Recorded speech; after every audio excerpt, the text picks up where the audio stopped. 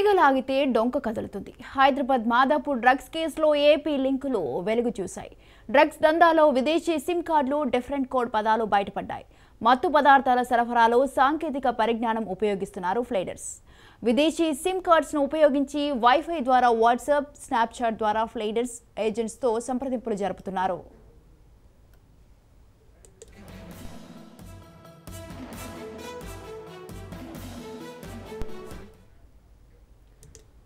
Right, ఇక ఇదే విషయంపై మరింత సమాచారాన్ని మా ప్రతినిధి crime bureau chief Pavan phone line లో అందిస్తారు. పవన్, హైదరాబాద్ మాదాపూర్ లో డ్రగ్స్ కేసులో ఏపీ లింకులు కూడా వెలుగు చూస్తున్నాయి. దీనికి సంబంధించి మీ దగ్గర ఉన్న అప్డేట్స్ ఏంటి?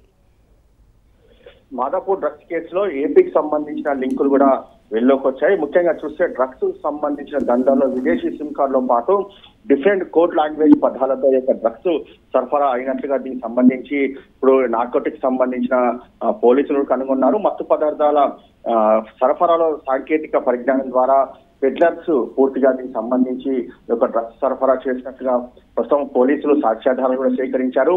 బెంగళూరులో నకిలీ పాస్పోర్ట్, వీసాలతో ఇల్లు అద్దెకు తీసుకుని నైజీరియాలో విదేశీ సిమ్ కార్డులు ఉపయోగించి మరి వైఫై ద్వారా చాటింగ్ చేస్తూ స్నాప్చాట్ల ద్వారా దీనికి సంబంధించి ఒక డ్రగ్స్ సరఫరా చేస్తున్నట్లుగా దీనికి సంబంధించి ప్రధానంగా గుర్తించారు. సంభాషణలు, చాటింగ్స్ ఇవన్నీ కూడా గుర్తించిన పోలీసులు ఏపీలో ఎవరెవరికి ఒక డ్రగ్స్ సరఫరా చేస్తున్నారని మాత్రం ప్రధానంగా ఇందులో గాలింపు చర్యలు కూడా చేపడుతున్న పరిస్థితి కూడా చూస్తున్నాము.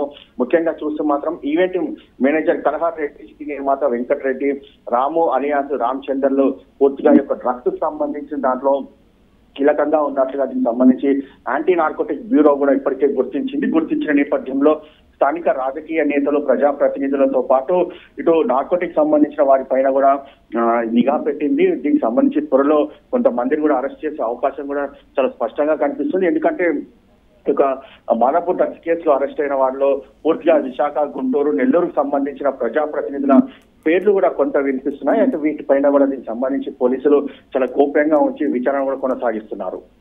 Right, thank you Pavan, thanks for the details.